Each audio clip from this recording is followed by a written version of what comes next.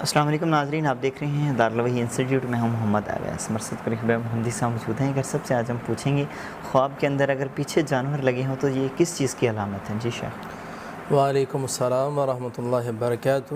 الحمدللہ وحدہ والصلاۃ والسلام علی من لا نبی بعد، اما بعد فاعوذ باللہ من الشیطان الرجیم، بسم اللہ الرحمن الرحیم۔ خواب کے اندر انسان کے پیچھے جانور لگے ہوئے ہوں تو یہ کس چیز کی علامت ہے؟ اس سے ویسے بھائی کئی چیزیں مراد ہیں۔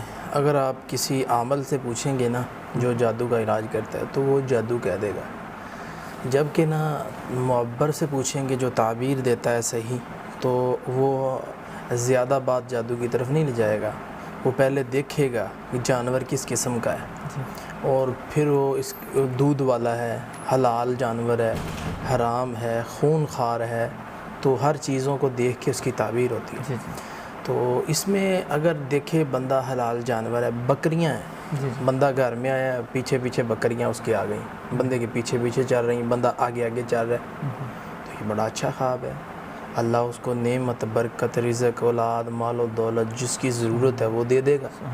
گائے دیکھی ہے، گائیں بہت زیادہ لائن بنا کے پیچھے جا رہی، تو وہ سال اس پہ بڑی فراخی ہے، رزق والا بن جائے گا۔ تو اسی طرح انسان خواب کے اندر دیکھتا ہے کہ ہرن پیچھے پیچھے آ رہی، تو اس سے مراد عورت ہے، شادی ہو جائے گی۔ اور اسی طرح اگر انسان خواب کے اندر دیکھتا ہے میں آگے آگے بھاگ رہا، پیچھے شیر آ رہا ہے، تو یہ دشمن کی علامت ہے، اور یہ تو پتہ چل گیا کہ یہ دشمن ہے۔ آگے جادو ہے تو جادو کی الگ سے کچھ علامات ہیں، وہ علامات سے آگے جا کے پتہ چلے گا کہ اس پہ جادو کس نوعیت کا ہے۔ اسی طرح چیتا ہے، ہاں سانپ ہے، بچھو ہے، اور یا چھپکلی ہے، یہ جانور جو خطرناک قسم کے ہیں یہ بندے کے پیچھے لگے ہوئے ہیں، اس سے مراد دشمن ہے۔ دشمن نے کسی طریقے سے بھی اس کے اوپر وار کرنا چاہا ہے، وہ جادو کی شکل میں بھی ہو سکتا ہے، ویپن کی شکل میں بھی ہو سکتا ہے، حسد کی شکل میں بھی ہو سکتا ہے، لوگوں کو چوری ڈکیتی کروانے کی، اس کی عزت لوٹنے کی شکل میں بھی ہو سکتا ہے۔ تو اس لیے ساری چیزوں میں ہم نے غور کرنا ہے، تو انشاءاللہ بات سمجھ آ جائے گی کہ چھپکلی ہے پیچھے آتی ہے، بار بار چھپکلی کتنی ساری گر رہی ہیں، تو اور اس کے بعد خون کے چھینٹے بھی آتے ہیں، اور اس کے بعد کاٹ بھی لگتے ہیں، اور اس کے بعد جناب دباؤ بھی پڑتا ہے، تو یہ واضح علامتیں ہیں، یہ جادو ہے، جنات کی وجہ سے ہو رہا ہے۔ اگر یہ دباؤ نہیں پڑتا، کپڑوں کو کٹ بھی نہیں ہے، اور خون کے چھینٹے بھی نہیں ہیں، ایسی کوئی علامت نہیں آ رہی اس کے اوپر، تو پھر جادو نہیں ہے۔ وہ لوگ ویسے حسد کر رہے ہیں، ہمسائے ہیں لیکن جادو نہیں کرتے، وہ ویسے نقصان دینا چاہتے ہیں، اس کو کسی طریقے سے اس کو نیچا کر دیں، تو یہ ہے اس سے مراد۔